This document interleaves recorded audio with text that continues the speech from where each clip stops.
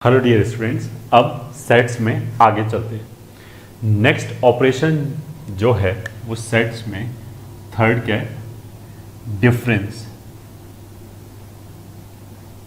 Of two sets. ये ठीक है, अगर दो सेट दे रखे हैं तो उनका अगला difference of two sets A and B, that is A minus B is a set। अगर देखो यूनियन लिया तब तो हमने क्या किया कि दोनों सेट के सारे एलिमेंट को एक साथ हमने रख लिया और जो डुप्लीकेट्स है उनको दो बार नहीं लिखा, एक ही बार लिखा। ये तो हो गया यूनियन। दूसरा आता है फिर इंटरसेक्शन। इंटरसेक्शन का मतलब क्या है कि दोनों के बीच में जो भी कॉमन पार्ट है वो हमने रख लिया, बाकी सब हटा दिया। तो इसी में नेक्स्ट वाला कितना आता है, डिफरेंस ऑफ टू सेट्स। तो a माइनस बी बेसिकली क्या होगा, a माइनस बी में पहले कौन लिखा हुआ है, a। तो हम क्या करेंगे कि a में से जो भी b के साथ कॉमन पार्ट है वो हमने हटा दिया, जो बच गया वो होगा a माइनस बी। ठीक है, तो a minus B is a set which contains all elements of A which are not present in B। ठीक है, तो A माइनस बी का मतलब क्या हो गया कि A के सेट के वो सारे एलिमेंट जो A के अंदर प्रेजेंट हो बट B के अंदर प्रेजेंट ना हो, उसको हम A माइनस बी से लिखेंगे। फॉर एग्जाम्पल, मान लिया जो सेट A है उसके अंदर है 1 2 5 7 11 एंड मान लिया B के अंदर है 1 2 3 4 7 10 30 ऐसे करके। तो अगर हमने A माइनस बी सेट लिखा तो जो भी कॉमन एलिमेंट है उनको छोड़ के जो A में बच गया वो सब लिख लिया। तो देखो 1 2 कॉमन है, ठीक है, फिर 5 कॉमन नहीं है, 7 कॉमन है, फिर 11 कॉमन है। तो 1 2 और 7 तो कॉमन ही हो गया, ये ठीक है, 1 2 7 कॉमन है। तो अगर a माइनस बी लिखा तो a में से आंसर उठाएंगे नॉन कॉमन एलिमेंट्स। तो 1 2 7 छोड़ के कितना बचा, 5 11। तो ये हो गया हमारा a माइनस बी। ठीक है, अगर हमने b माइनस ए लिखा तो देखो पहली बात तो b माइनस ए ये नंबर की तरह नहीं है कि 2 माइनस 3 लिखा और 3 माइनस 2 लिखा, आंसर एक दूसरे का माइनस आ जाए। ये ठीक है, सेट में अगर मैंने बोला कि इस सेट का नेगेटिव क्या है, मतलब मैंने बोल दिया कि सेट a है, माइनस ए क्या है, तो ऐसा कुछ भी डिफाइन नहीं है। ठीक है, तो b माइनस ए और a माइनस बी एक दूसरे का नेगेटिव नहीं है, क्योंकि नेगेटिव नाम की चीज ही डिफाइन नहीं है सेट में। ये तो क्या होगा, b अगर पहले लिखा है तो यहां से हमने सारे नॉन कॉमन एलिमेंट्स उठा लिए। ठीक है, तो इसमें से 1 2 और 7 तो छोड़ दिया, 3 4 10 30 ये एलिमेंट्स आ गए b माइनस ए। ठीक है, तो ये तो सिंपल लैंग्वेज में था। अगर हम इसको और डिफिकल्ट लैंग्वेज में बोलना चाहें तो a माइनस बी, मतलब इस एग्जाम्पल के लिए नहीं, मैं तो जनरल डेफिनेशन बता रहा हूं। a minus B will be a set जिसके अंदर you will have all elements of the type x such that x belongs to a, मतलब x a के अंदर तो होना चाहिए, and x does not belongs to b। ये दोनों कंडीशन सही होना चाहिए।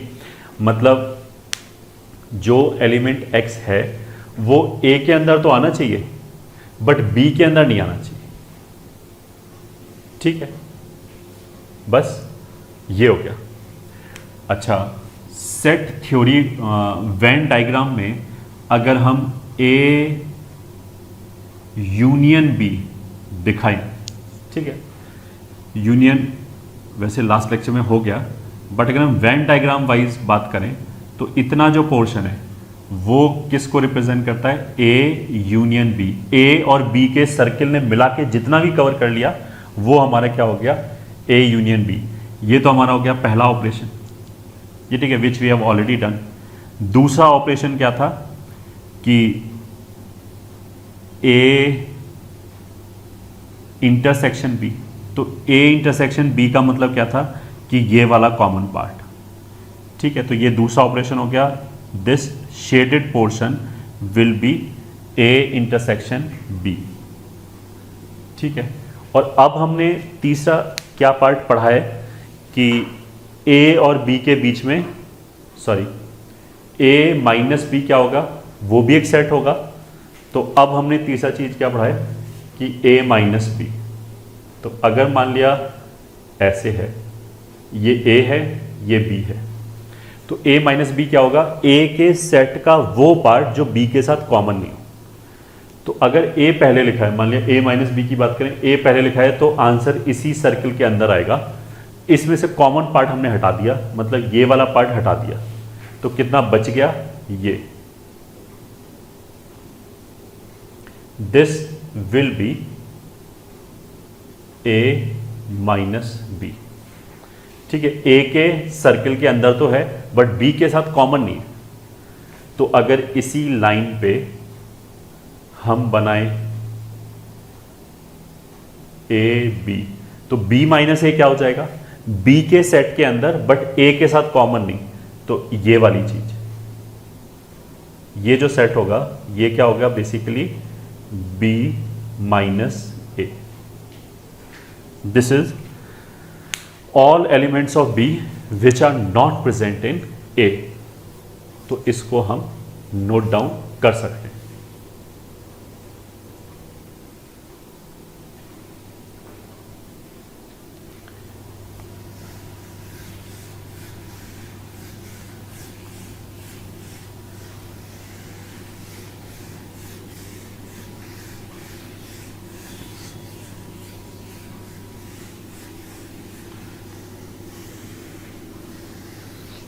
ठीक है, चलो अब आगे चलते हैं। Next is symmetric difference of two sets A and B is, सबसे पहले तो कैसे डिनोट करते हैं, डिनोटेड एज, ठीक है। कुछ बुक्स में यूल फाइंड कि ऐसे ट्राइंगल टाइप बना देते हैं, तो ये भी ए और बी का सिमेट्रिक डिफरेंस हो गया। या फिर कुछ बुक्स में यूल फाइंड के ऐसे प्लस लगा देते हैं, दोनों की बात है। Symmetric difference of two sets A and B can be denoted as this, मतलब ऐसे तो उसको लिख सकते हैं, सिंबॉलिकली ऐसे रिप्रेजेंट करते हैं। अब डिफाइन कैसे करते हैं, and it is defined as a set of all elements which are present in exactly one of A or B, ठीक है। तो सिमेट्रिक डिफरेंस का मतलब क्या हो गया कि ये एक सेट हो गया, पहली बात। डिनोट उसको ऐसे कर सकते हैं, ऐसे भी कर सकते हैं। और ये कौन सा सेट हो गया कि हमने ए और बी के वो सारे एलिमेंट उठा लिए जो केवल एक जगह आए, या तो केवल ए में आना चाहिए या केवल बी में आना चाहिए, ठीक है। इसको हम ऐसे ही बोल सकते हैं कि जो ए यूनियन बी का पार्ट है उसमें से हमने इंटरसेक्शन वाला पार्ट हटा दिया, ठीक है। इसको हम ऐसे भी बोल सकते हैं कि this is nothing but A minus B जो सेट लिया था एंड बी माइनस ए जो सेट लिया था उसका यूनियन, उसका कलेक्शन, ठीक है। तो हम क्या बोलेंगे, ए माइनस बी मैथमेटिकली कैसे डिफाइन करेंगे, ये तो हमने सिंपल लैंग्वेज में बोल दिया। तो इसी को बोलने का तरीका क्या है, it contains all element x such that x belongs to A, ये ठीक है, और एक्स बिलोंग्स टू बी, ये ठीक है। या तो ए के अंदर है या बी के अंदर है, and x does not belongs to A intersection B, ये ठीक है। या तो ए के अंदर है या बी के अंदर है, बट ए इंटरसेक्शन बी के अंदर नहीं है, मतलब कॉमन नहीं है, सॉरी ये तो गलत लिख दिया, ए माइनस बी नहीं, ए सिमेट्रिक डिफरेंस की बात चल रही है, ए सिमेट्रिक डिफरेंस बी। ठीक है, वेन डायग्राम वाइज वो भी देख लो भाई, ये सेट ए है, ये सेट बी है, तो ए और बी के अंदर जो केवल एक जगह आ रहा है, तो ये हो गया एंड ये हो गया। ठीक है, तो ये दोनों मिलके हमारा क्या हो गया, ए सिमेट्रिक डिफरेंस बी, ऐसे हो गया। इसको हम ऐसे भी बोल सकते हैं, A minus B union B minus A, ऐसे भी बोल सकते हैं। इसको हम ऐसे भी बोल सकते हैं कि ए यूनियन बी लिया, ए यूनियन बी तो एक सेट हो जाएगा जिसके अंदर ये तीनों आ रहा है। अब मेरे को ये नहीं चाहिए, ये निकालना है, तो उसमें से ए इंटरसेक्शन बी सब्ट्रैक्ट कर दिया। ठीक है, एग्जाम्पल भी सुन लो। फॉर एग्जाम्पल मान लिया ए के अंदर है 1 2 5 9 11, ठीक है, बी के अंदर है 2 4 6 9 13, ठीक है, और मान लिया 15, ये है। तो A symmetric difference B will be, common गिन लिया पहले, जैसे 2 आया कॉमन है, ठीक है, 4 कॉमन नहीं है, 6 कॉमन नहीं है, 9 कॉमन है, 11 13 नहीं है। तो कॉमन एलिमेंट को छोड़ के दोनों में से जो बच गया सब लिख लिया, जैसे 1 आ जाएगा, 4 आ जाएगा, 5 आ जाएगा, 6 आ जाएगा, 11 आ जाएगा, 13 आ जाएगा, 15 आ जाएगा। तो ये हो गया। ठीक है, ये इसका एक एग्जाम्पल हो गया। तो नोट इट डाउन।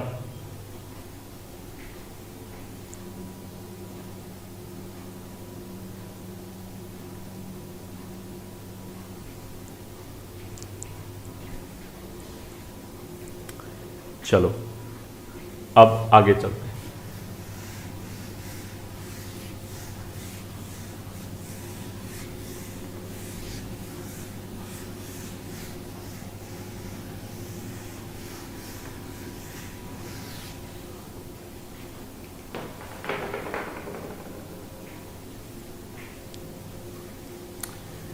नेक्स्ट क्या है,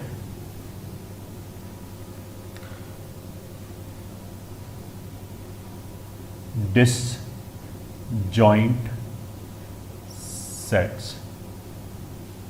ये ठीक है, तो उसको क्या बोलेंगे, 2 sets are called disjoint if their intersection is 5। मतलब दो सेट को डिसजॉइंट कब बोलेंगे, जब उन दोनों के बीच में कुछ भी कॉमन नहीं है, कोई एलिमेंट कॉमन नहीं है। तो वेन डायग्राम वाइज बोलें तो अगर सेट ए ये है और सेट बी ये है, तो इसमें इन दोनों में कुछ कॉमन ही नहीं है, तो ये दोनों डिसजॉइंट सेट्स हो गए। इसके अंदर, इस एग्जांपल के अंदर A and B are disjoint sets. For example, ये तो एक टर्म हो गया बस, और कुछ नहीं। वैसे लिख लिया भाई, मान लिया ए लिखा है 1 3 5 9 और बी मान लिया लिखा है 2 4 12 30 35। तो इस एग्जाम्पल में भी कुछ भी कॉमन नहीं है, 1 नहीं है, 3 नहीं है, 5 नहीं है, 9 नहीं है। तो इस वाले एग्जाम्पल में क्या हो गया, A and B are disjoint sets. ठीक है, अब इसमें इसको हम ऐसे भी बोल सकते हैं, note 1, if A and B are disjoint sets, then A intersection B will be null set। इसी को बोलने का एक दूसरा तरीका ये भी हो गया। तो कुछ भी नहीं इसमें, ऐसा कोई थ्योरी वगैरह तो है नहीं, ये तो केवल एक डेफिनेशन हो गया कि हम डिसजॉइंट सेट्स किसको बोलते हैं।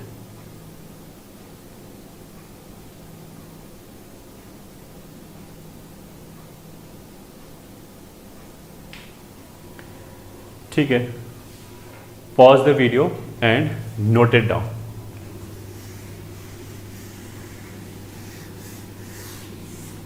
आगे चलते हैं।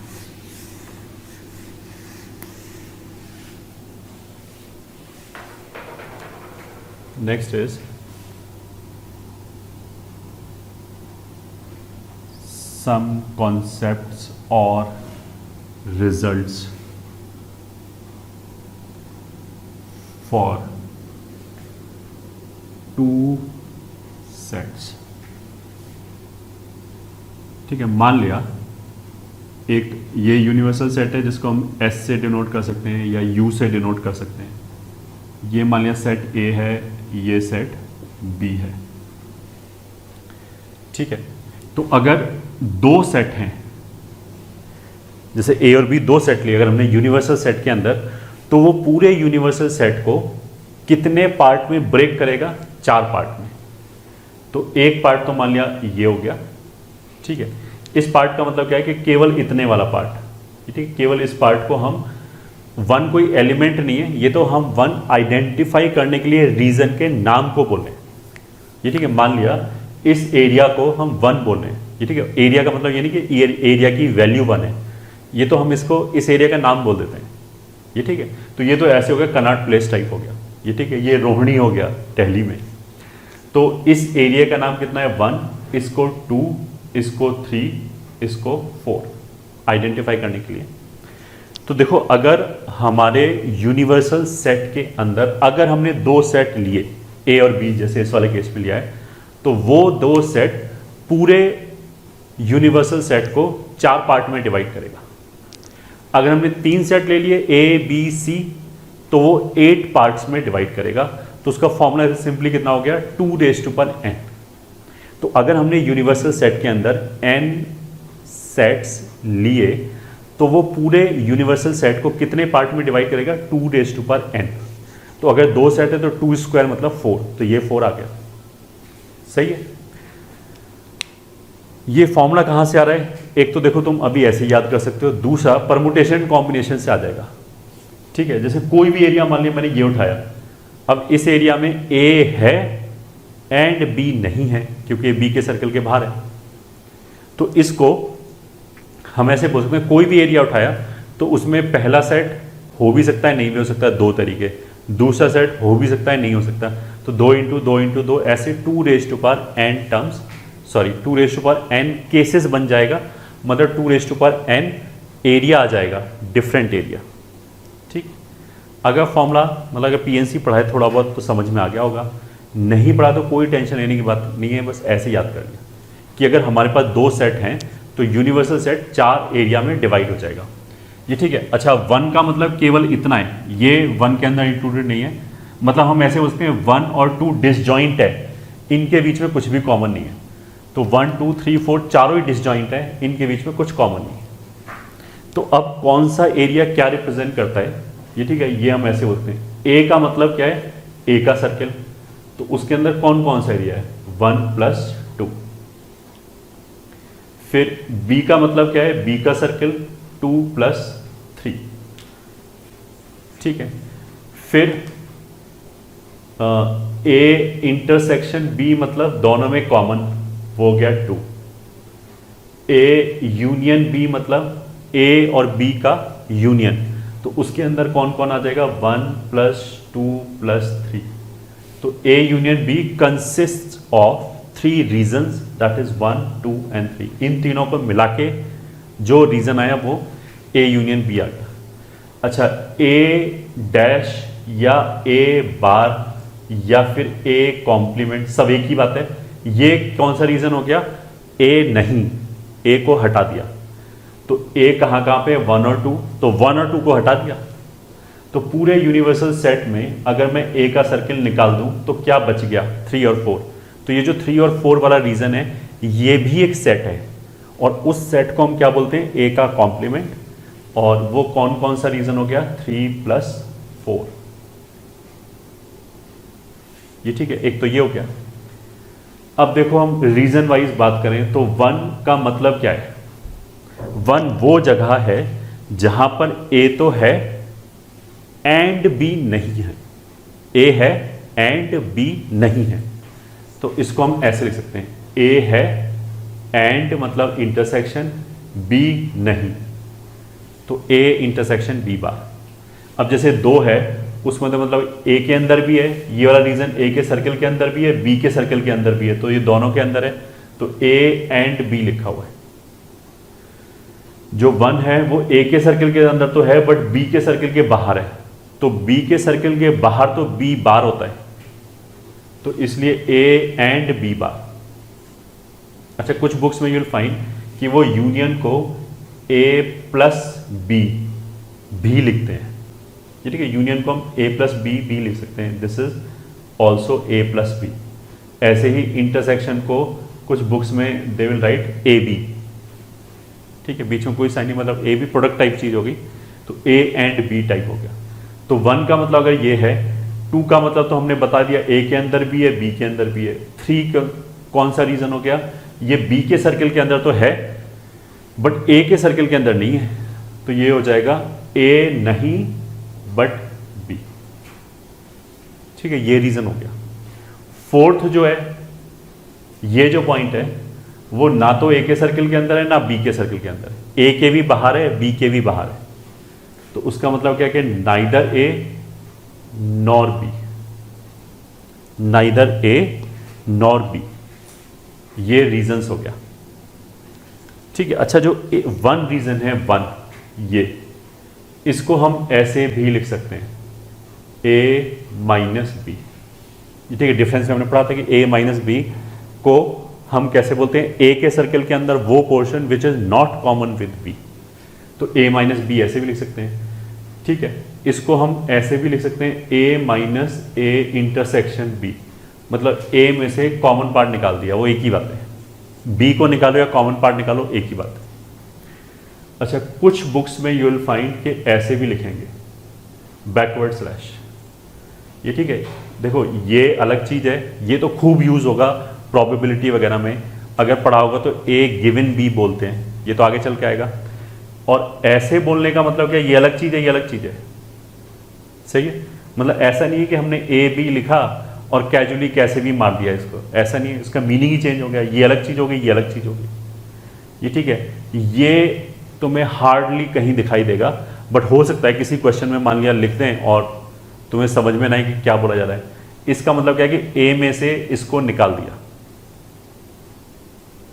ठीक है, ए में से इसको निकाल दिया, इसका मतलब क्या होगा, ए गिवन बी, तो ये आगे चल के प्रोबेबिलिटी में पढ़ाया जाएगा। This is not frequently used symbol, ये मतलब फ्रीक्वेंटली यूज होगा नहीं वैसे हमारे लिए ना, इसलिए फिर भी बता तो दिए, तो इसको ए माइनस बी भी लिख सकते हैं और ऐसे भी लिख सकते हैं, ठीक है। अब देखो कुछ रिजल्ट्स लिख लेते हैं, तो उसमें रिजल्ट 1 क्या हो गया, number of elements in A union B, मतलब हमें क्या चाहिए, नंबर ऑफ एलिमेंट्स चाहिए इन 3 जगह पे, 1 2 3, तो वो क्या आ जाएगा, नंबर ऑफ एलिमेंट्स इन ए, मतलब हमने ये गिन लिए और ये गिन लिए। फिर हमने लिखा number of elements in B, मतलब हमने ये गिन लिए एंड ये गिन लिया। तो ऐसा करने से क्या हो गया कि जो रीजन 2 है उसके अंदर जो एलिमेंट है वो 2 बार गिन गए, यहाँ पे भी काउंट हो गए, यहाँ पे भी काउंट हो गए, बट सेट में हम कोई भी एलिमेंट रिपीटेड तो लिखते नहीं, तो इसलिए वो जो कॉमन एलिमेंट है जो 2 बार काउंट हो गया उसको 1 बार घटाया, तो एक फॉर्मूला ये आ गया, ठीक है। ए यूनियन बी के अंदर नंबर ऑफ एलिमेंट्स बराबर n A plus n B minus common elements, ठीक है। अब देखो इसमें तरह तरह की बातें हम कर सकते हैं कि अगर मैं बोल दूं कि if A is subset of B, अगर ए बी का सबसेट हो जाए, अगर ये ठीक है, then A subset of B का मतलब क्या है कि एक्चुअल डायग्राम ऐसे बन रहा होगा, बी ये है, ए इसके अंदर है, ए इसका सबसेट है, तो उस वाले केस में क्या होगा कि जो इन दोनों में कॉमन पार्ट है वो ए ही हो जाएगा, तो मतलब ये दोनों बराबर हो जाएगा, तो number of elements in A union B जो बचेगा वो एन बी ही हो जाएगा। अगर ये है, ये तो हमेशा ही सही है जनरल फॉर्मूला, अगर ए बी का सबसेट हो गया तो ये बात सही है, first point. Second, if A and B are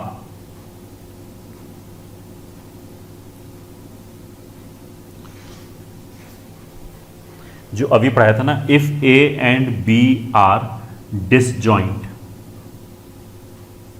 sets, ये ठीक है। इसका मतलब क्या है कि अगर ए और बी डिसजॉइंट हो जाए, मतलब ए का सर्किल अलग बी का सर्किल अलग, तब number of elements in A union B क्या हो जाएगा, ये 0 हो जाएगा, ए इंटरसेक्शन बी 5 हो जाएगा, तो उसके अंदर नंबर ऑफ एलिमेंट 0 हो जाएगा, इसमें कुछ कॉमन ही नहीं है। तो इस केस में हम ऐसे कर सकते हैं कि सिंपली ए एंड बी के अंदर के एलिमेंट्स को जोड़ लें, तब आंसर हमारे लिए ये आ जाएगा, ठीक है।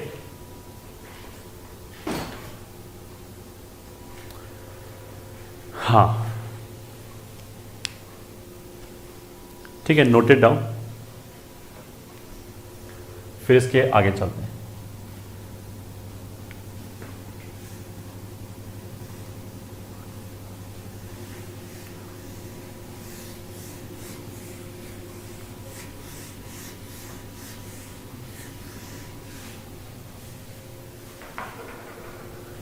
ठीक, अब देखो छोटे छोटे रिजल्ट हैं which you can verify your self and it is very easy. कि जैसे ए बार का बार लिया तो ऑफ कोर्स ए आ जाएगा, ठीक है। रिजल्ट 3, ए इंटरसेक्शन बी का बार लिया तो देखो अगर बार ऐसे अंदर जाएगा तो क्या होगा, यूनियन और इंटरसेक्शन पहली बार तो पलट जाएगा और ये ऐसे आ जाएगा ए बार यूनियन बी बार, ठीक है। ऐसे अगर ए यूनियन बी आ जाए, उसका बार लिया तो बार और बार तो डिस्ट्रीब्यूट हो गया, ये फ्लिप हो जाएगा, अगर यूनियन है तो यहाँ इंटरसेक्शन आ जाएगा। क्यों हो रहा है ऐसे, काउंट करके देख लो। ए इंटरसेक्शन बी का मतलब क्या होगा, 2, उसका बार लगाया मतलब 2 नहीं, तो 2 को छोड़ के क्या बच गया इसके अंदर, 1 3 4, तो ये जो है वो कौन सा रीजन रिप्रेजेंट करता है, 1 3 4। अब ए नहीं मतलब 3 4, यूनियन बी नहीं, यूनियन है इंटरसेक्शन नहीं है, कॉमन नहीं रखना है, दोनों को उठा के रखना है। तो बी बार तो हो गया 1 4, ए बार हो गया 3 4, तो 1 4 और 3 4 में सब उठा के रख लिया तो 1 3 4 आ जाएगा। तो ये भी 1 3 4 हो गया, ये भी 1 3 4 हो गया, ठीक है। इसको हम क्या बोलते हैं, डी मॉर्गन्स लॉ, ये ठीक है। नाम इज नॉट इंपॉर्टेंट, ये रिजल्ट हमें समझ में आना चाहिए कि अगर हम यूनियन या इंटरसेक्शन ऐसे लिखा है, कुछ साथ में लिखा है ए और बी, उसके ऊपर हमने पूरे का बार लिया, तो जब उस बार को अंदर ले जाएंगे तो हर सेट के ऊपर बार आ जाएगा और यूनियन और इंटरसेक्शन पलट जाएगा, फ्लिप हो जाएगा, ठीक है। रिजल्ट 4, अब A intersection 5, of course 5, A intersection A will be A union A will be A union 5 will be 5, ठीक है, very easy. A union null set, sorry, A union null set कितना हो जाएगा, ए और ए में क्या कॉमन आएगा, ए यूनियन ए क्या होगा, वापस ए और नल सेट में क्या कॉमन आएगा, कुछ नहीं, 5, ठीक है। अब ऐसे ही ए यूनियन, ये यूनिवर्सल सेट है तो यूनिवर्सल सेट हो जाएगा, ए इंटरसेक्शन यूनिवर्सल सेट है तो वो मतलब ए का सर्किल और इस यूनिवर्सल सेट में क्या चीज कॉमन है, ए का ही सर्किल कॉमन है। तो these are very simple and small things, you can verify yourself. Result 5, A union A dash, A bar, A C, A की बात है, ए और उसके कॉम्प्लीमेंट्री का हमने यूनियन लिया तो ए की वजह से तो ये आ जाएगा 1 और 2, और कॉम्प्लीमेंट की वजह से कितना आ जाएगा 3 और 4, तो दोनों को मिला के कितना आ गया, पूरा आ गया 1 2 3 4, तो ये तो पूरा यूनिवर्सल सेट हो गया। ठीक है, ए इंटरसेक्शन ए डैश कितना हो जाएगा, ऑफ कोर्स 5। अगर हम बोलेंगे ए और ए नहीं, इन दोनों के बीच में क्या कॉमन है, तो कुछ भी कॉमन नहीं। 1 2 ए हो गया, 3 4 ये हो गया, तो इन दोनों के बीच में क्या कॉमन है, कुछ भी नहीं कॉमन। ठीक है, रिजल्ट 6 देखो, ए यूनियन बी लिखो या बी यूनियन ए लिखो, एक ही बात है। रिजल्ट 7 ए इंटरसेक्शन बी लिखो या बी इंटरसेक्शन ए लिखो, एक ही बात है।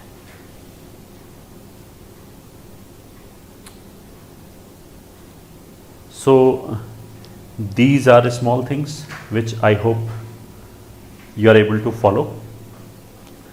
So again note it down.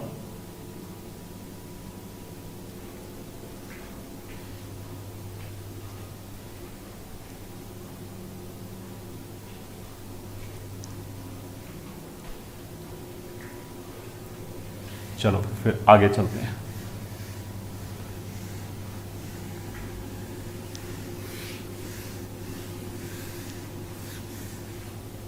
अगर हमने 2 की बजाय 3 सेट ले लिए, ठीक है, ए बी एंड मान लिया ये सी, तो 3 सेट की वजह से क्या होगा, टोटल कितने रीजन्स में डिवाइड हो जाएगा। This we have already done कि अगर हमने n सेट लिए तो वो कितने रीजन्स में डिवाइड हो जाएगा। अगर हमने n सेट लिया 2 रेज़ टू पावर n, तो यहां पे 2 रेज़ टू पावर 3 मतलब 8 पार्ट्स में डिवाइड हो जाएगा पूरा। कौन सा 8 पार्ट्स, वो ये हो गया 1 2 3 4 5 6 7 और 8 यहाँ पे, ये 8 पार्ट्स में डिवाइड हो गया। ठीक है, अब रीजन 1 का मतलब क्या है, इसका मतलब क्या है, देख लो भाई, ये ए के सर्कल के अंदर है तो ए तो आएगा, बी के बाहर है, सी के बाहर है। ठीक है, तो बेसिकली 1 कौन सा रीजन रिप्रेजेंट करता है, A but not B and not C, ये रीजन रिप्रेजेंट करता है क्योंकि सी के सर्कल के बाहर भी है एंड बी के बाहर भी है बट ए के अंदर है, इसलिए ये। तो ऐसे ही रीजन 2 क्या रिप्रेजेंट करेगा, ए के सर्कल के अंदर है हाँ, बी के अंदर है हाँ, सी के अंदर है नहीं, तो C bar, A intersection B intersection C bar. अब ऐसे अपने आप कर सकते हो ये। ठीक है, 8 क्या होगा, ना तो ए के सर्कल के अंदर, ना बी के सर्कल के अंदर, ना सी के सर्कल के अंदर। ठीक है, 5 क्या होगा, ए भी आ जाएगा, बी भी आ जाएगा, सी भी आ जाएगा एंड सो ऑन। ठीक है, उल्टा बोलें, ए रीजन क्या होगा, तो ए के सर्कल के अंदर क्या कौन कौन सा रीजन आ रहा है, 1 + 2 + 5 + 6। ठीक है, 1 2 5 6 नंबर्स नहीं है, ये तो हमने पहले ही बोल दिया, ये तो रीजन को आइडेंटिफाई करने के लिए हमने ऐसे लिखा है। ऑफ कोर्स ऐसे थोड़ा कि 6 और 5 11 12 13 एंड 14, हम तो 14 हो गया, ऐसा नहीं। और ये नंबर ऑफ एलिमेंट्स भी नहीं है, नंबर ऑफ एलिमेंट्स कितना भी हो सकता है, इस रीजन में हो सकता है 50 एलिमेंट हो। ठीक है, ये तो बस आइडेंटिफाई करने के लिए हमने एक नंबर दे दिया ताकि पहचानना आसान पड़े। अब मैं अगर बोलूं ए इंटरसेक्शन बी क्या होगा, तो देखो सी की तरफ देखो ही मत, सी की तरफ तुम देखो ही मत, तुम तो ये देखो ए का सर्कल बी का सर्कल क्या कॉमन है उसमें, तो ए का सर्कल ये हो गया, बी का सर्कल ये हो गया, इन दोनों में ये दोनों कॉमन है 2 and 5, तो दिस विल बिकम 2 + 5। ठीक है, अगर मैं बोलूं ए यूनियन बी तो 1 2 3 4 5 6 ये आ जाएगा, यूनियन अगर हम बोले एंड सो ऑन। ठीक है, ये ऐसे ही स्मॉल चीजें होंगी। अब फिर वही result 1, number of elements in A union B union C will be, पहले तो ए में बी में और सी में एलिमेंट्स काउंट कर लिए इंडिविजुअली, तो इसकी वजह से कौन कौन से रीजन के एलिमेंट्स काउंट हो गए, 1 2 5 6। 1 ए के सर्कल की वजह से क्या क्या काउंट हो गया, 1 2 5 6। फिर बी की वजह से क्या क्या काउंट हो गया, 2 3 4 5। फिर सी की वजह से क्या क्या काउंट हो गया, 4 5 6 7। हमें करना क्या है वैसे, A union B union C, मतलब ये 1 से लेके 7 तक सारे एलिमेंट्स को एक एक बार काउंट करना है। तो ऐसे लिखने से क्या हो गया कि देखो 1 3 7 एक एक बार काउंट हुआ, 2 4 6 दो दो बार काउंट हुआ, क्योंकि 2 इस सर्किल की तरफ से भी काउंट हो गया, बी की तरफ से भी काउंट हो गया, और जो 5 है वो 3 बार काउंट हो गया तीनों सर्किल की तरफ से। तो इसमें कुछ गड़बड़ है, 1 3 7 तो ठीक है, 2 4 6 डबल बार काउंट हुआ है। अब हमने क्या किया, माइनस एक एक बार घटा दिया, minus n A intersection C. अब ए इंटरसेक्शन बी का मतलब क्या है कि 2 and 5, तो यहां पे ये सब्ट्रैक्ट करने से 2 भी सब्ट्रैक्ट हो गया, 5 भी सब्ट्रैक्ट हो गया, तो उसका मतलब क्या है कि 2 बैलेंस हो गया। यहां पे 2 काउंट हुआ, यहां पे 2 काउंट हुआ, एक बार ज़्यादा काउंट हो गया, फिर यहां पे एक बार घट गया, ठीक है, यहां पे सब्ट्रैक्ट हो गया, तो 2 बैलेंस हो गया। ऐसे ही 4 रीजन बैलेंस हो जाएगा, 6 रीजन बैलेंस हो जाएगा, बट 7 में फिर गड़बड़ हो गया।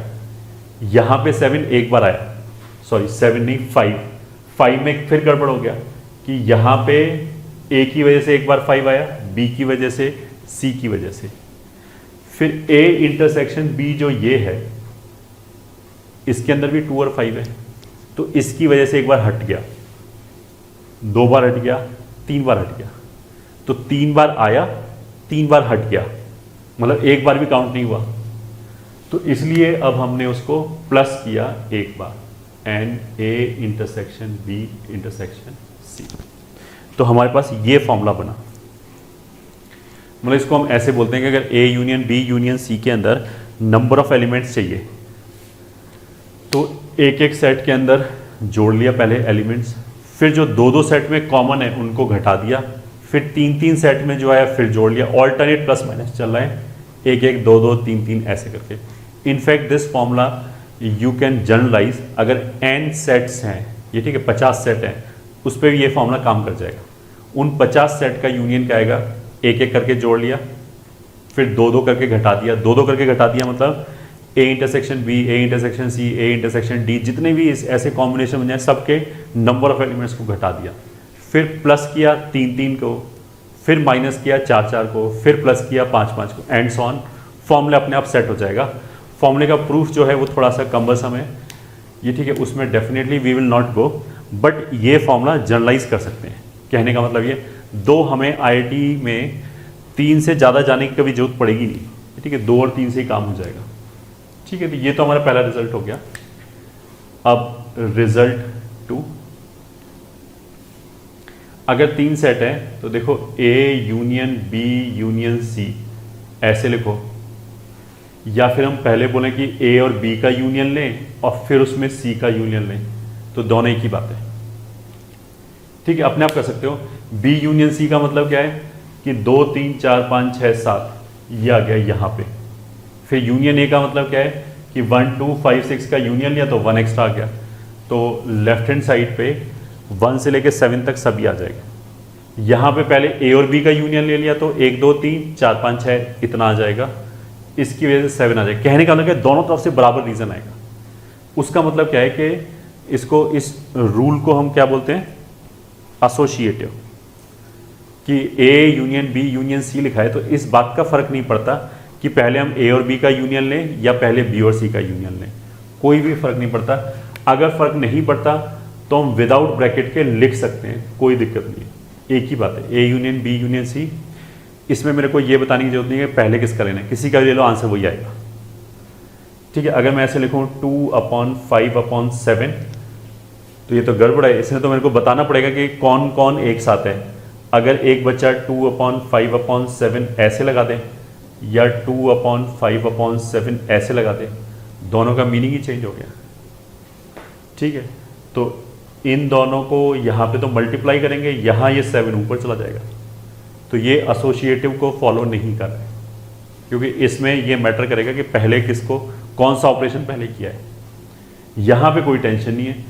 और फिर ऐसे ही A intersection B intersection C, will be A intersection B intersection C will be A intersection B intersection C। एक ही बात है। रिजल्ट 3 इंपॉर्टेंट है, इसको हम बोलेंगे डिस्ट्रीब्यूटिव लॉ। यहाँ पे तो दोनों जगह यूनियन यूनियन सेम था, इंटरसेक्शन इंटरसेक्शन सेम था। अगर उल्टा हो जाए, ए अंदर तो यूनियन बाहर तो यूनियन आ जाए, इधर इंटरसेक्शन, या फिर उल्टा इधर इंटरसेक्शन इधर यूनियन, तो देखो डिस्ट्रीब्यूट भी हो जाएगा ये, ठीक है। डिस्ट्रीब्यूटिव लॉ को भी फॉलो करता है। मतलब ए यूनियन आया तो दोनों के साथ यूनियन लिख लिया, A union B, A union C, A का यूनियन बी के साथ, ए का यूनियन सी के साथ। इंटरसेक्शन जो है वो बीच में एज इट इज आ जाएगा, ऐसे आ जाएगा, ठीक है। अगर ऐसे लिखा है A intersection B union C, तो इसमें ए इंटरसेक्शन लिखा है तो A intersection B, A intersection C, A intersection B, A intersection C, और इन दोनों के बीच में इसकी वजह से यूनियन आ जाएगा। ये फॉर्मूले कैसे प्रूव कर सकते हैं? अपने आप प्रूव कर सकते हो, ठीक है। बी यूनियन सी, वहां से आइडेंटिफाई करो कौन सा रीजन है, फिर ए के साथ कितना कॉमन आया वो निकाल लिया। यहाँ पे पहले ए और बी में क्या क्या कॉमन है वो निकाल लिया, 2 और 5, फिर ए और सी में क्या क्या कॉमन है, 5 और 6, फिर उन दोनों का यूनियन कितना है। इस तरीके से अपने आप यू कैन वेरीफाई कि both the sides are equal. तो ये हमारे कुछ इंपॉर्टेंट फॉर्मूले थे which you are suppose to keep in your mind. तो again as we say, pause the video and note it down।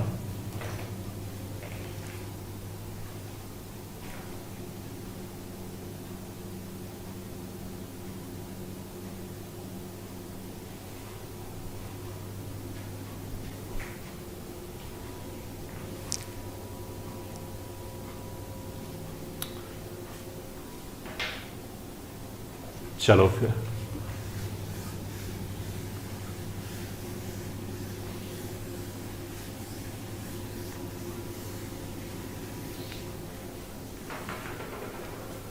अब देखो छोटे मोटे क्वेश्चन कर सकते हैं। Question 1, let in a class of 100 students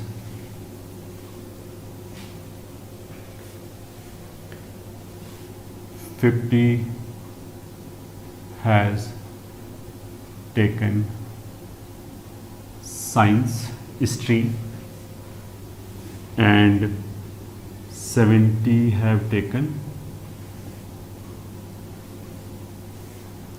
arts. Also 30 have not taken any of these two. Then how many have taken both? ठीक है, science और आर्ट्स एक साथ लेना पॉसिबल है ऑफ कोर्स इस क्वेश्चन के हिसाब से।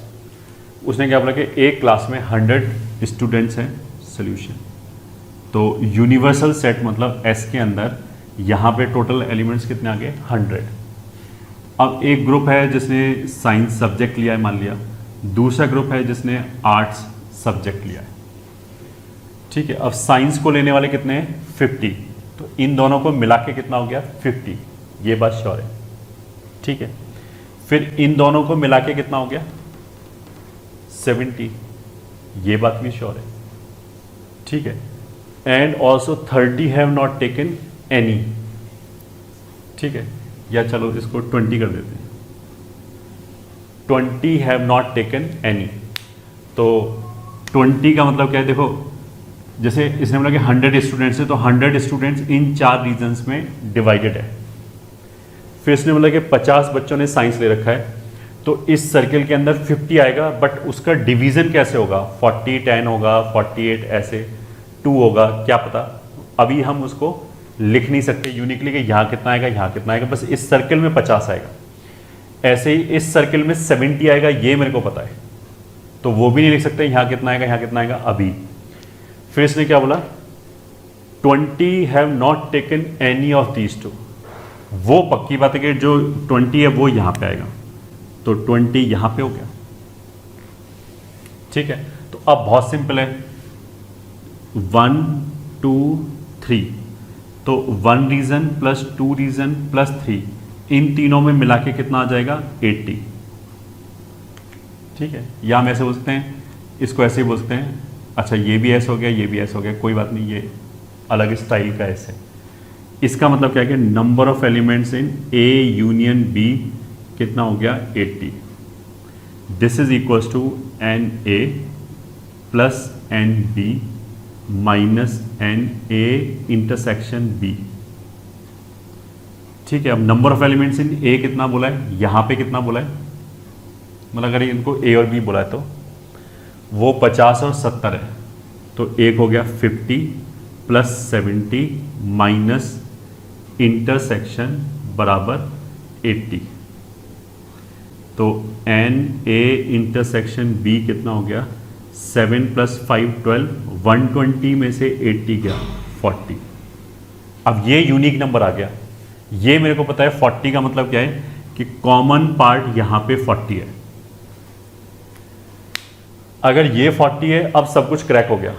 ठीक है, तो पूरे सर्किल के अंदर तो 50 बच्चे थे साइंस में, तो अगर 40 यहां पे है तो 10 इधर बचे। ऐसे ही पूरे आर्ट्स में 70 थे, तो अगर 40 यहां पे है तो 30 यहां पे बचे। ठीक है, तो ये पूरा हो गया। अब कुछ भी बता सकते हैं। अगर वो बोले कि केवल साइंस वाले कितने बच्चे हैं, तो केवल साइंस वाले 10 बच्चे हैं, केवल आर्ट्स वाले 30 स्टूडेंट्स हैं। बट यहां पे कितना बोला है, how many have taken both, तो दोनों कितने बच्चों ने ले रखा है 40। तो इस क्वेश्चन का आंसर कितना हो गया 40। ये आंसर हो गया इस क्वेश्चन का। ठीक है,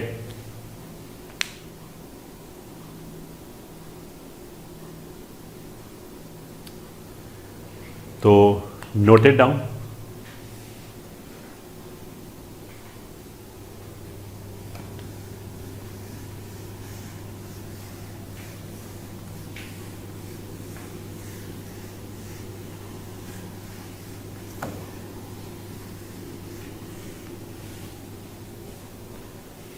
ठीक है, तो अब सेट्स को टाटा बोल देते हैं, बाय बाय बोल देते हैं। अब आगे चलते हैं।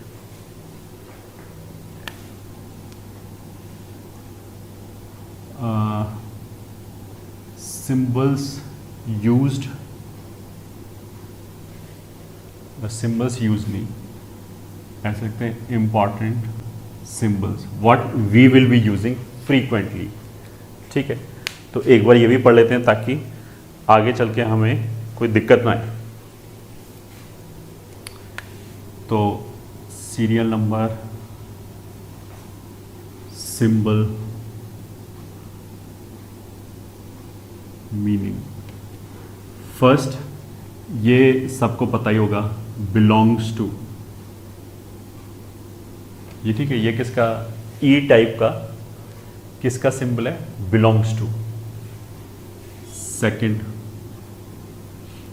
ये है ग्रेटर देन। ठीक है, थर्ड, ये है ग्रेटर देन और इक्वल्स टू। ठीक है, फोर्थ, ये हो गया लेस देन। ये सब तो पता ही होगा, तो आई एम रशिंग थ्रू। ये हो गया लेस देन और इक्वल्स टू। अब लेस देन और इक्वल्स टू का मतलब क्या है, और बोलने का मतलब क्या है कि I am giving you option कि अगर लेस देन है तो भी चलेगा, इक्वल्स टू है तो भी चलेगा। ठीक है, अब इस बात का मतलब क्या है अभी पता लग जाएगा। अगर हमने इस तरह का स्टेटमेंट दिया फर्स्ट कि 9 इज लेस देन और इक्वल्स टू 9। ठीक है, तो अपने दिमाग में सोचो कि ये स्टेटमेंट सही है या गलत है। मेरे से क्या बोला है कि जो 9 है वो या तो 9 से छोटा होगा या फिर बराबर होगा, तो कोई गलती नहीं बोला इसमें कि 9 इन दोनों में से ऑप्शन लेस देन और का मतलब क्या है, हम we are giving you an option कि either of these two should be satisfied. कि लेस देन का सेटिस्फाई हो गया तो भी सही है, इक्वल्स टू सेटिस्फाई हो गया तो भी सही है। तो इस वाले केस में इक्वल्स टू सेटिस्फाई हो जाएगा, दैट इज गुड इनफ। इसलिए ये थोड़ा हम लगे 9 से छोटा भी होना चाहिए एंड बराबर भी होना चाहिए। तो ऐसा तो कोई नंबर हो ही नहीं सकता कि जो दूसरे नंबर से छोटा भी हो जाए और उसके बराबर भी हो जाए, हमेशा एक ही सेटिस्फाई हो सकता है। तो this is A correct statement, ठीक है, दिस इज ट्रू। सेकेंड, अगर मैं लिखा 3 is greater than equals to 2, तो दिस इज करेक्ट स्टेटमेंट। यहां पे देखो इक्वल्स टू होल्ड कर रहा है, यहां पे ग्रेटर देन वाली चीज होल्ड कर रहा है, but it does not mean कि दुनिया में ऐसा कुछ भी चीज लिख लो दैट विल बी ट्रू, ऐसा भी नहीं है। अगर मान लिया मैं लिख दूं 5 is greater than equals to 7, तो इसमें दोनों चीज फेल हो गया, ना तो 5 7 के बराबर है, ना ही 5 इज ग्रेटर देन 7, तो बोथ आर रॉन्ग, इसलिए स्टेटमेंट इज फॉल्स। ये ठीक, ये तो अभी तक का हो गया। नेक्स्ट 6th क्या है, इंप्लाइज, ये ठीक है। 7th क्या है, दोनों तरफ इंप्लीकेशन, इसको कैसे पढ़ते हैं, implies and is implied by, ये ठीक है, implies and is implied bye,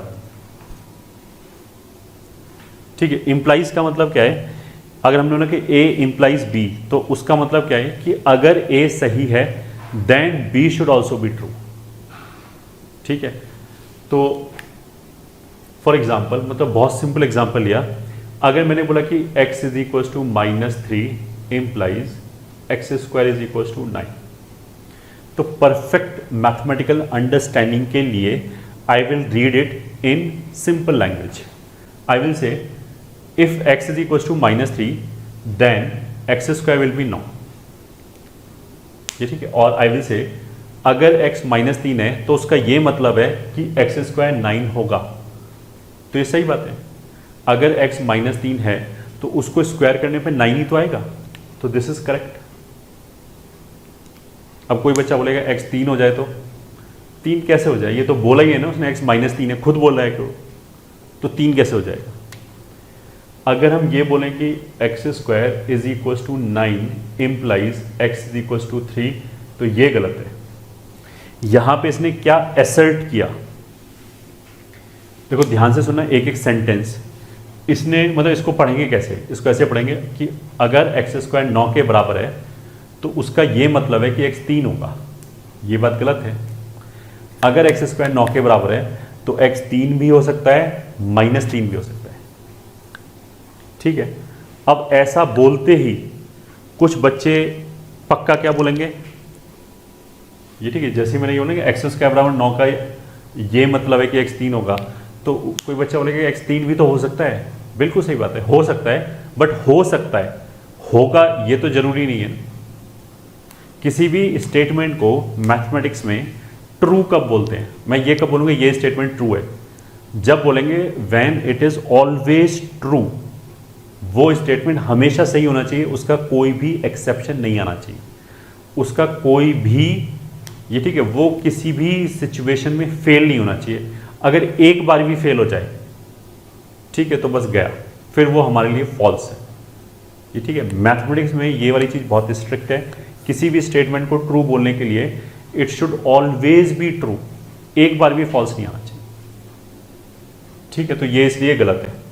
अब देखो, अगर मैं लिखूं x square is equal to 9 implies x is not 3, ठीक है, तो ये बात भी गलत है।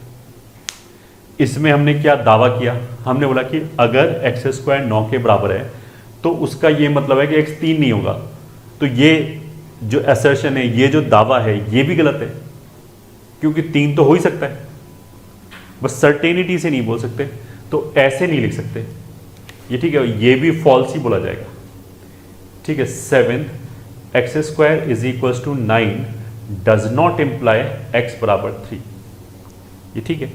अब डज नॉट इम्प्लाई का मतलब क्या है, इसको पढ़ेंगे कैसे कि देखो अगर एक्स स्क्वायर 9 है तो उसका ये मतलब नहीं है कि एक्स 3 है, ये इसने बोला है, तो अब हमने सोचा सही बोला है गलत बोला है। तो उसने बोला कि अगर एक्स स्क्वायर 9 है तो उसका ये मतलब नहीं है कि एक्स 3 है, तो सही बोला है, एक्स 3 हो भी सकता है, -3 भी हो सकता है। अब ये स्टेटमेंट इज ट्रू। तो ये थोड़ा सा दिमाग पे स्ट्रेच होकर पहले से नहीं पढ़ रखा है तो केयरफुली एक एक स्टेटमेंट को सुना, और कोई दिक्कत है तो rewind it and again listen to it what we have said. ठीक है, इंप्लाइज एंड इंप्लाइड बाई का मतलब क्या है कि अगर मैंने बोला A implies and is implied by B, तो उसका मतलब क्या है कि अगर ए सही है तो बी सही है, बी सही है तो ए सही है, दोनों तरफ से स्टेटमेंट सही होना चाहिए। तो अगर मैं मान लिया ऐसे लिख दूं x square is equal to 9 implies and is implied by x बराबर 3, तो ये भी गलत है, क्योंकि देखो अगर एक्स 3 है तो एक्स स्क्वायर 9 होगा, ये बात तो सही है, तो बैकवर्ड डायरेक्शन में इट इज फाइन, ये बात सही है। बट फॉरवर्ड डायरेक्शन में अगर एक्स स्क्वायर 9 है तो उसका मतलब क्या है कि एक्स 3 है, ये बात गलत है। ऐसा नहीं, अगर एक्स स्क्वायर 9 है तो एक्स 3 हो भी सकता है, नहीं भी हो सकता। तो अगर बैकवर्ड या फॉरवर्ड किसी भी एक डायरेक्शन में गलत हो गया तो गलती है। ठीक है, तो इस स्टेटमेंट को हम गलत बोलेंगे। जब इसका ये भी मतलब नहीं कि दुनिया की ऐसी हर स्टेटमेंट गलत होगा। जैसे अगर मैं लिखूं कि x बराबर 0 implies and is implied by x square बराबर 0। अब ये क्या बोला है कि अगर x 0 है तो एक्स स्क्वायर 0 होगा, अगर एक्स स्क्वायर 0 है तो x 0 होगा। नाउ यू शुड अंडरस्टैंड कि अब ये बात सही बोल रहा है कि अगर x 0 होगा तो उसका स्क्वायर भी 0 होगा, अगर x 0 नहीं होगा, सॉरी, अगर x 0 होगा तो उसका स्क्वायर भी 0 होगा, अगर एक्स स्क्वायर 0 होगा तो भी x 0 ही आएगा, क्योंकि प्लस माइनस 0 तो एक ही चीज है। ये ठीक है, अब ये बोथ डायरेक्शन में सही है। This is basically it is also written as, चलो सेपरेट ही लिख सकते हैं, if and only if. If and only if को ऐसे लिखते हैं ना, IFF। तो इसका मतलब भी ये होता है कि दोनों डायरेक्शन से सही होना चाहिए। ठीक है, तो 10th अगर हमने बोला कि x is equal to 5 if and only if 1/x बराबर 1/5, तो इसका मतलब क्या है कि अगर x 5 है तो 1/x 1/5 होना चाहिए। ये बात सही है? हाँ। अगर 1/x 1/5 है तो x 5 होना चाहिए, ये बात भी सही है। तो इट इज करेक्ट। ये ठीक है। 9 ऑफ कोर्स इसको क्या बोलेंगे, डज नॉट इम्प्लाई। ठीक है। 10th हो गया उल्टा ई, ये ठीक है, इसको हम क्या बोलते हैं, देयर एग्जिस्ट। ये ठीक है, मतलब एक ऐसा एग्जिस्टेंस बताता है कि देयर एग्जिस्ट। फॉर एग्जाम्पल अगर मैं बोलूं कि there exist x belonging to R such that x square plus 3 is equals to 0, मतलब इसने क्या बोला है कि एक ऐसा देयर एग्जिस्ट, मतलब एक ऐसा x एग्जिस्ट करता है जो रियल है एंड जिसके लिए x स्क्वायर प्लस 3 0 आ जाए। तो ऐसा तो हो ही नहीं सकता। अगर हमने कोई भी रियल x उठाया तो उसके स्क्वायर में अगर हमने 3 ऐड किया तो पहली बार तो जो x स्क्वायर है वो नॉन नेगेटिव होगा। ये ठीक है, उसमें अगर हमने 3 ऐड किया तो ये तो कम से कम 3 होगा, ये 3 होगा या 3 से भी ज़्यादा होगा, तो 0 तो हो ही नहीं सकता। तो उसका मतलब क्या है कि दिस स्टेटमेंट इज रॉन्ग। ये ठीक है, पढ़ेंगे इसको, देयर एग्जिस्ट x। ये ठीक है, अगर मैंने बोला there exist x belonging to R such that, मतलब सच दैट लिख दो चाहे कॉमा लगा दो, एक ही बात है, such that x square minus 9 बराबर 0। अब क्या बोला है, there exist x belonging to R, मतलब एक रियल नंबर ऐसा है such that x square minus 9 0 है। तो ये बात सही है। एक नंबर तो हमें ऐसा मिल ही जाएगा, जैसे 3 मिल गया, उसका जो स्क्वायर है उसमें से 9 घटाएं तो 0 आ जाएगा। अच्छा चलो इसको थोड़ा सा और मॉडिफाई कर देते हैं। 12 there exist a number x। अगर मान लिया ये लिखा है there exist a number x which is real such that x square minus 9 is equal to 0। तो ये स्टेटमेंट सही है क्योंकि एक नंबर तो हमें मिल ही जाएगा 3।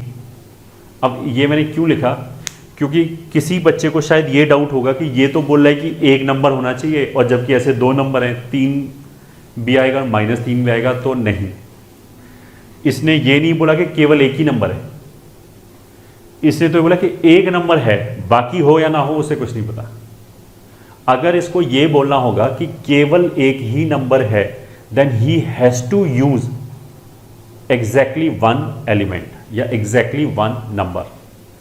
अगर इसने केवल अगर हमने ऐसे ही बोल के छोड़ दिया ना कि there exist a number x belonging to r, तो उसका मतलब अपने आप ये निकलता है कि ये बोल रहा है कि कम से कम एक नंबर है।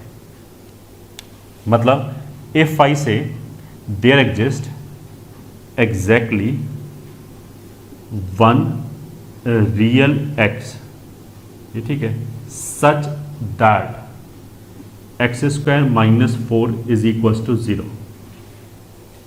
अब ये बोल रहा है कि एक ही x ऐसा आएगा जिसका स्क्वायर -4 0 होगा, तो अब ये झूठ बोल रहा है, ये बात गलत है। Now this is false. ठीक है, तो देयर आर 10 सिंबल्स, कर लिया इनको नोट।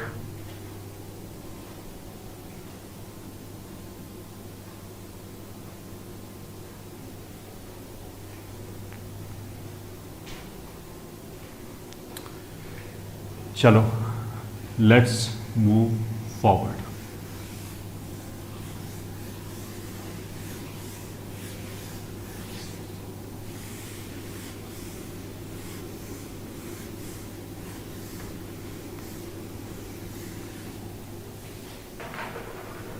ठीक है, 11th में इसको बोलते हैं हम फॉर ऑल। ठीक है, फॉर ऑल मतलब सभी के लिए। तो इसका भी एग्जांपल लिख लेते हैं। मान लिया for all x belonging to r x square plus 5 is greater than 0। ये ठीक है, ये एक स्टेटमेंट आया। कैसे पढ़ेंगे? For all x belonging to r मतलब x की सभी रियल वैल्यूज के लिए x square plus 5 is positive. X square plus 5 0 से बड़ा आएगा, तो सही बात है। एक्स स्क्वायर जो होगा वो 0 या 0 से बड़ा होगा, उसमें हमने 5 ऐड किया तो जो आंसर आएगा वो 5 या 5 से बड़ा होगा। तो दिस इज करेक्ट स्टेटमेंट। ठीक है, और 12 अगर हमने ऐसे लिखा a, इसको हम ऐसे पढ़ेंगे a डिवाइड्स b। ठीक है, ये यूजली मैं यूज करूंगा आगे चल के। ये a अपॉन b नहीं लिखा है, पहले तो ये समझना चाहिए। This is not a upon b। a upon b होता तो वो मैं थोड़ा डिफाइन करता कि a अपॉन b का मतलब क्या होता है, सबको वैसे ही पता होता है बचपन से।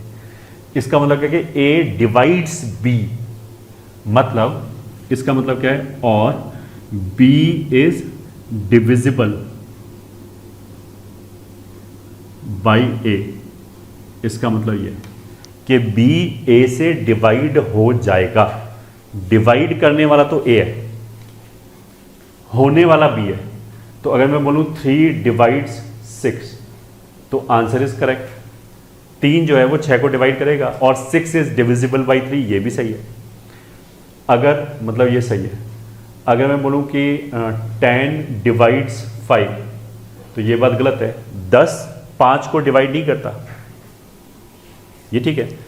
अब देखो एक बच्चा क्या गलती करेगा, वो बोलेगा कि ये तो 10/5 तो 2 आता है, हो तो गया डिवाइड। 10/5 लिखा ही नहीं है। 10/5 तो ऐसे लिखेंगे ना, बटे 5। ये तो क्या लिखा है, 10 डिवाइड्स 5, तो ये गलत बात है, नहीं डिवाइड करता है। दूसरा बच्चा बोलेगा कि चलो 5/10 ही लिख लेते हैं, बट 5/10 तो 0.5 आता है, तो वो तो हो गया डिवाइड। तो फिर ये तो बड़ी कॉमेडी होगी। अगर ऐसे होगा तो दुनिया में हर चीज़ दूसरी चीज़ से डिविजिबल हो गई फिर तो। ये ठीक है, दिस यू शुड अप्रिशिएट कि जब हम डिविजिबिलिटी बोलते हैं कि ये से डिविजिबल है या नहीं है, तो उसमें इंटीजर्स की बात चल रही होती है। ये ठीक है, नॉन इंटीग्रल वैल्यू थोड़ा ना कि 1.2 हम बोलते हैं कोशेंट हो गया, ये हो गया, ऐसे थोड़ा होता है। ठीक है, इसी को अगर मैं ऐसे लिख दूँ A does not divides B, A does not divides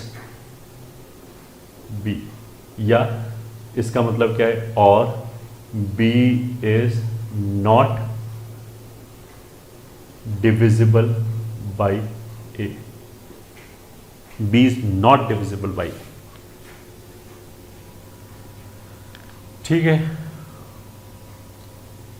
बाकी 14th ये सबको मेरे ख्याल से पता ही होगा वैसे भी। फॉर एग्जाम्पल, ये ठीक है, चलो पूरा 15 ही कर देते हैं। इसको क्या लिखते हैं, दैट इज, ये ठीक है। Pause the video and note it down.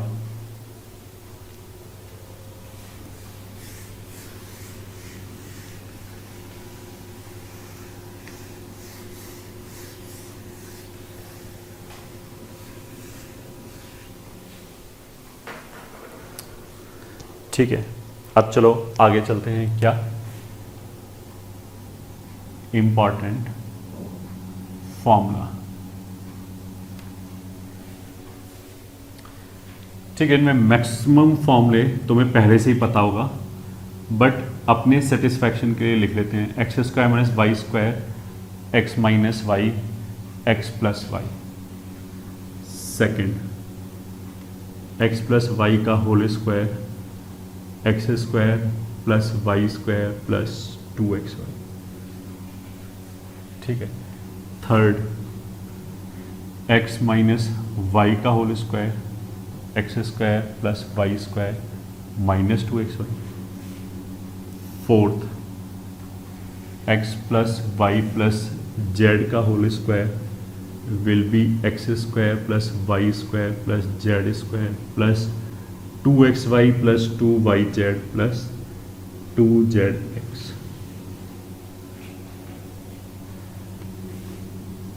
Fifth, x cube minus y cube will be x minus y, x square plus x y plus y square. Sixth, x cube plus y cube will be x plus y into x square minus x y plus y square. Seventh, x plus y का whole cube will be x cube plus y cube plus 3x square y plus 3x y square.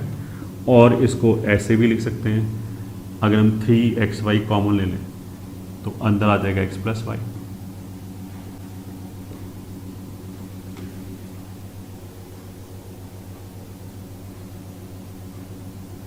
ठीक है, ऐसे ही x minus y का cube will be x cube minus y cube minus 3x square y plus 3x y square. और इसको ऐसे भी लिख सकते हैं,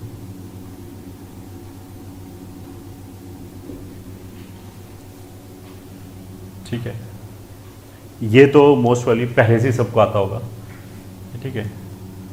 अब नाइन्थ फॉर्मूला, जैसे x cube plus y cube जो लिखा है उसको ऐसे लिख सकते हैं कि परफेक्ट क्यूब बना लिया हमने, एक्स प्लस वाई का होल क्यूब। इसमें एक्स क्यूब का टर्म भी आएगा, वाई क्यूब का टर्म आएगा, और जो ये टर्म आया वो घटा दिया 3xy एक्स प्लस वाई। जब इसको ओपन करेंगे एक्स क्यूब वाई क्यूब और ये आएगा, ये कैंसिल हो गया तो x cube plus y cube ही बचा, ये हो गया। 10th formula, x cube minus y cube, तो इसको भी हम ऐसे ही बना सकते हैं, एक्स माइनस वाई का perfect cube minus of this, तो minus minus plus 3xy x minus y, ठीक है, ऐसे लिख सकते हैं इसको। फिर उसके बाद 11th formula, x square plus y square plus z square minus x y minus y z minus z x can be written as half of x minus y का स्क्वायर वाई माइनस जेड का square plus z minus x का square. ठीक है, ये कहाँ से आया, open करके देख लो। एक इसको ओपन करेंगे x square y square minus 2xy, इसको ओपन करेंगे x square z square minus 2xz। तो एक एक्स स्क्वायर यहाँ से, दूसरा एक्स स्क्वायर यहाँ से, अपॉन 2, एक एक्स स्क्वायर बचेगा। ऐसे वाई स्क्वायर एक बचेगा, जेड स्क्वायर एक बचेगा। 2xy वाला टर्म यहीं से आएगा, यहाँ से तो आएगा नहीं। वो 2xy इस 2 के साथ कैंसिल होके माइनस xy बनाएगा, ऐसे आ गया। ठीक है, 12th फॉर्मूला ये पढ़ा होगा सबने, x cube plus y cube plus z cube minus 3xyz will be x plus y plus z into यही ऊपर वाला एक्सप्रेशन।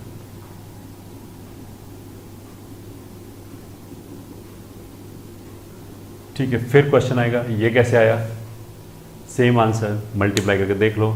x से मल्टीप्लाई करो सबको, y से मल्टीप्लाई करो, z से मल्टीप्लाई करो, फिर देखो ये टर्म्स बचे होंगे, बाकी सारे कैंसिल, वहां से आ रहे हैं। ये सारे फॉर्मूले याद करने, because these we will be using questions में, ये यूज होगा आगे चलकर। ठीक है, ये तो सिंपल से फॉर्मूले थे, मोस्ट वाली अभी सभी को आता होगा। 13 में अगर n कोई भी नेचुरल नंबर है एक्सेप्ट 1, जैसे ये हो गया x square minus y square, ये हो गया x cube minus y cube, इसी को अगर हमें जनरलाइज लिखना है, ये ठीक है, x raise to 5 minus y raise to 5 का फॉर्मूला, x raise to 8 minus y raise to 8 का फॉर्मूला, तो वो कैसे लिखेंगे वही बताया जा रहा है। तो x raise to n minus y raise to n अगर है, तो देखो इसमें भी x माइनस वाई था, और कहाँ गया, इसके अंदर भी x माइनस वाई था। तो पावर 2 हो, 3 हो, या कुछ भी n हो, एक फैक्टर तो ऐसे आएगा x माइनस वाई का। दूसरा फैक्टर कैसे लिखेंगे कि जो भी यहाँ पे पावर है n, उससे एक कम से चालू किया, तो x raise to power n minus 1। तो जैसे यहाँ पे 2 था तो एक कम से चालू किया, एक पावर, 3 था एक कम पावर 2 से चालू किया, n है तो n माइनस 1 से चालू किया। इसके आगे हम क्या करेंगे, आगे जाते हुए x का पावर एक एक घटाते रहे, y का पावर बढ़ाते रहे, और सब प्लस में आएगा। तो प्लस x की power n minus 2 into y plus x की power n minus 3 into y square, n minus 4 into y cube, ऐसे चलता जाएगा। एक बार x खुद बचेगा, y की पावर n माइनस 2, और लास्ट टर्म n माइनस 1 उसके बाद रुक गए, बस ये फॉर्मूला आएगा। ठीक है, फिर क्वेश्चन उठेगा, ये कहाँ से आ गया, फिर सेम आंसर, x से मल्टीप्लाई करो सबको, माइनस वाई से मल्टीप्लाई करो सबको, फिर देखो केवल ये 2 टर्म बचेगा, बाकी सारा कैंसिल। ये ठीक है, यहाँ से इन दोनों को मल्टीप्लाई करने से कितना आ रहा है, माइनस वाई एक्स की पावर n माइनस 1। अगर हम इसको इससे मल्टीप्लाई करेंगे तो x इंटू ये एक पावर बढ़ गया x का, n माइनस 1 हो गया, इंटू वाई प्लस का, यहाँ से माइनस का कैंसिल हो गया। तो ऐसे जब ये इससे मल्टीप्लाई होगा, ये इससे मल्टीप्लाई होगा, तो ऐसे ही कैंसिल होते चले जाएंगे, केवल 2 टर्म बचेंगे, वो ये। ठीक है, तो ये तो जनरल फॉर्मूला हो गया, n कोई भी पॉजिटिव इंटीजर हो इट विल वर्क, कोई भी नेचुरल नंबर एक्सेप्ट 1। अब अगर n 1 होगा, तो अगर हम बोलेंगे x माइनस वाई का क्या फॉर्मूला है, कुछ भी नहीं, x माइनस वाई लिख लो, उसको दोबारा, क्या दिक्कत है उसमें। ठीक है, 40 जो ये माइनस वाला फॉर्मूला है, ये तो हमेशा काम करेगा, n चाहे इवन हो चाहे ऑड हो, उससे कोई फर्क नहीं पड़ता। बट प्लस वाला जो फॉर्मूला है ये, ठीक है, प्लस वाला जो फॉर्मूला है वो जब ही आएगा जब ये ऑड होगा।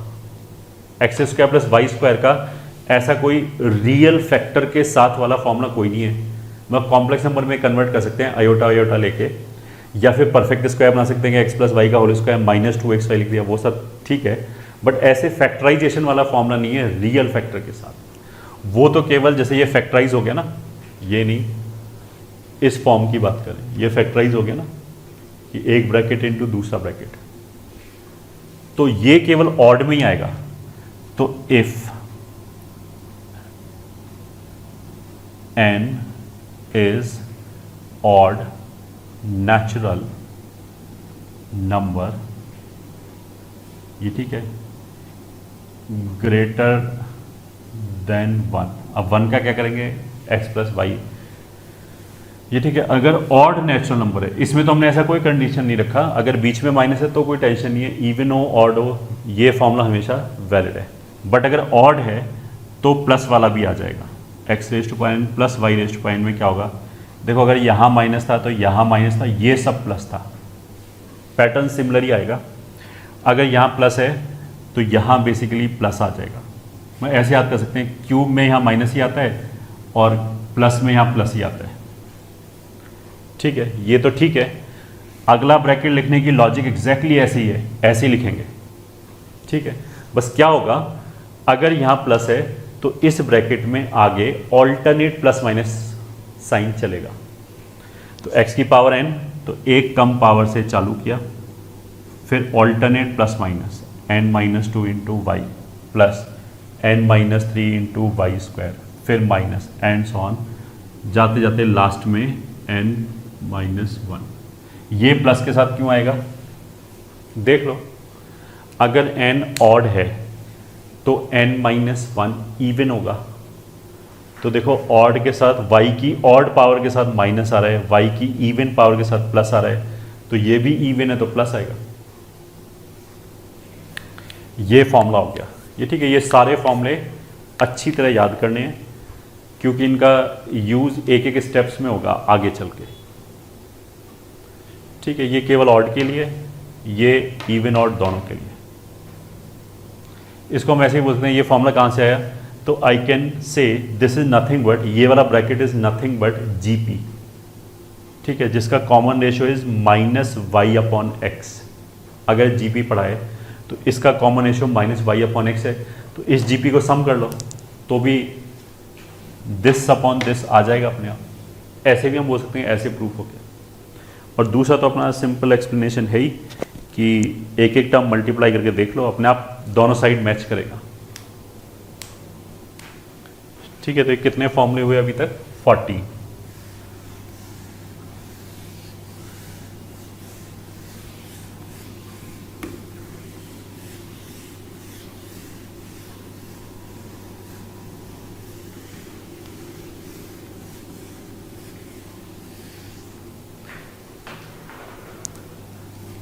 ठीक है, एक तो चलो इसी के एग्जांपल लेते हैं। मान लिया x रेस्ट पर 5 प्लस y रेस्ट पर 5 है, तो ऑड पावर है, अगर प्लस है तो ऑड ही होना चाहिए, इवन में फॉर्मूला नहीं आएगा इस तरह का।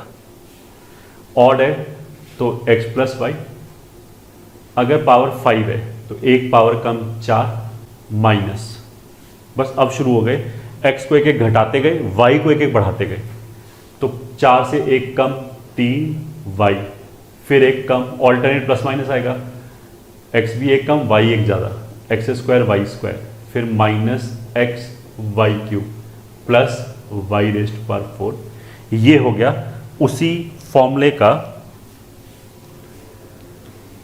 एप्लीकेशन, ठीक है।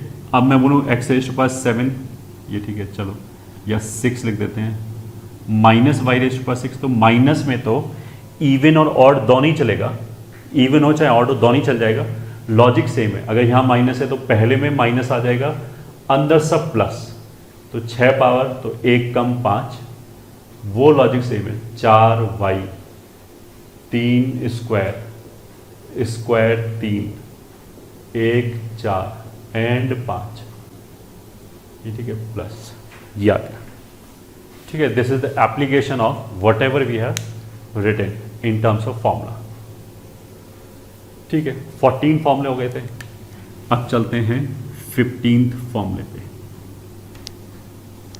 15th फॉर्मूले में देखो, अगर ऐसे लिखा है x raised power 4 plus x square y square plus y raised power 4, ठीक है। 4 डिग्री के 3 टर्म लिखे हैं, एक्स की पावर 4, वाई की power 4, x square y square. तो देखो इसको मैनिपुलेट कैसे करेंगे, एक एक्स स्क्वायर वाई स्क्वायर जोड़ लिया तो ये 2 हो गया, और एक घटा दिया तो बैलेंस हो गया अपने आप, ठीक है। ये हो गया हमारा perfect square which is x square plus y square का होल स्क्वायर, माइनस ये हो गया एक्स वाई का होल स्क्वायर।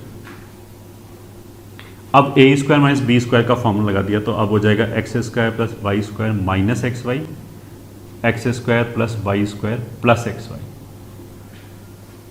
ठीक है, तो ये फॉर्मूला आ गया हमारा x square minus x y plus y square into x square plus x y plus y square. ये हमारा 14th फॉर्मूला हो गया, सॉरी 15th फॉर्मूला हो गया। अब इसी का और वर्जन हम क्या कर सकते हैं, इसमें अगर हम y बराबर 1 रखते हैं, फॉर्मूला तो इज ऑलवेज वैलिड, इसमें एक्स और वाई कुछ भी रखो। मान लिया हमने y बराबर 1 रख दिया, तो it will become x raise to power 4 plus x square plus 1। Right hand side पे y 1 रखा तो यही हो जाएगा x square minus x plus 1 into x square plus x plus 1। ये ठीक है, ये आ गया।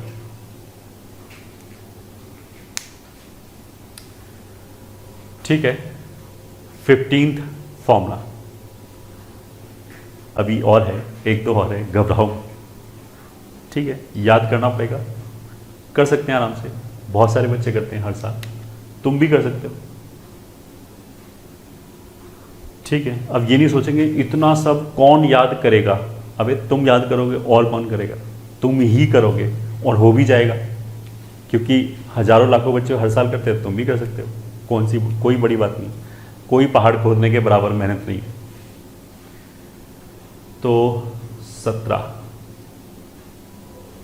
अगर ऐसे लिखा है x raise to power 4 plus 4 times y raise to power 4। ठीक है, तो इसमें भी हम क्या कर सकते हैं, पहले तो प्रूफ दे रहे हैं। हमने क्या किया, 4 एक्स स्क्वायर वाई स्क्वायर जोड़ दिया and 4 x square y square घटा दिया, तो ये परफेक्ट स्क्वायर किस चीज़ का हो गया, x square plus 2y square, और ये हो गया 2xy का स्क्वायर। ठीक है, तो कहने का मतलब ये भी फैक्टराइज हो जाएगा, ए स्क्वायर माइनस बी स्क्वायर से x square minus 2xy plus 2y square. ठीक है, दिस माइनस दिस, तो ये माइनस बीच में लिख लिया और ऐसे लिख लिया, और फिर x square minus y square का दूसरा फैक्टर कितना आएगा, एक्स प्लस वाई, तो वो आ जाएगा x square plus 2xy plus 2y square. ये इसका फैक्टराइजेशन हो गया। इसी तरह की चीज़ें लॉजिकली लगभग सेम है। ठीक है, ये फॉर्मूला हो गया, और इसी का स्पेशल केस 10, 5, 15, 16, 17, 18, इसी का स्पेशल केस।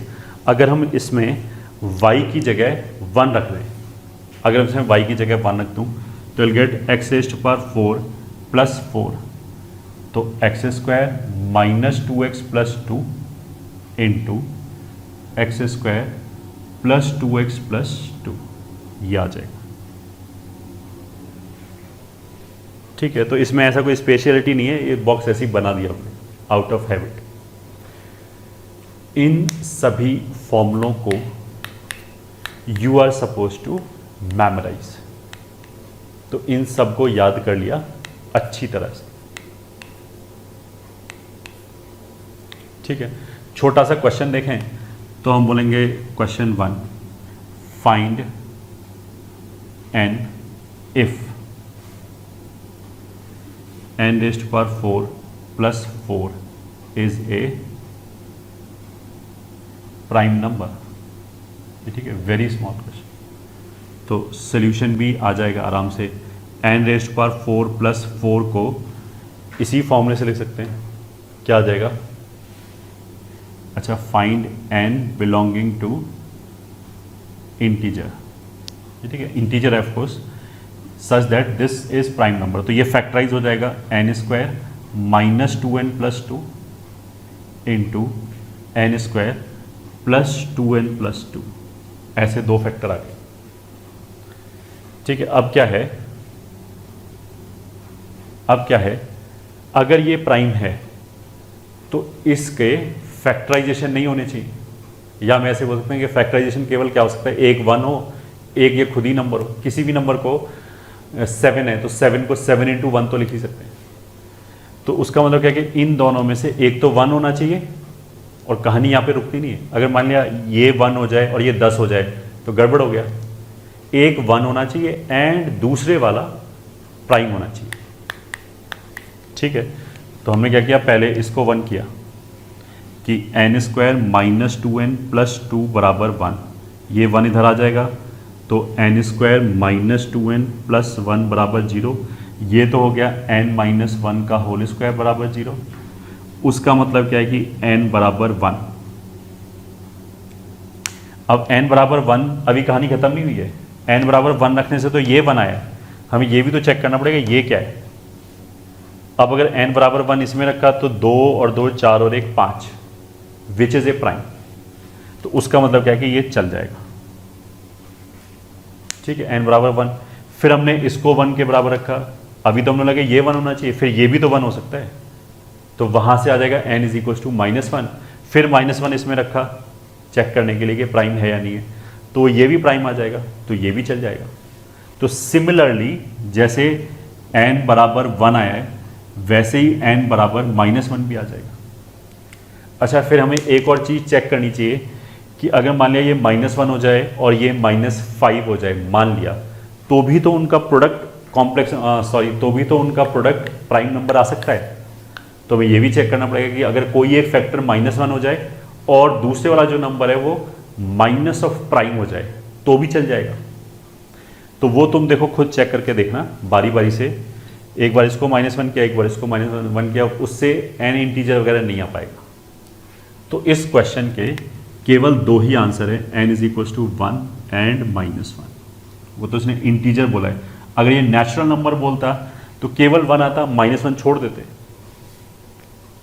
तो इस क्वेश्चन के टोटल कितने आंसर आए? 2, -1 and 1। So now you can note it down.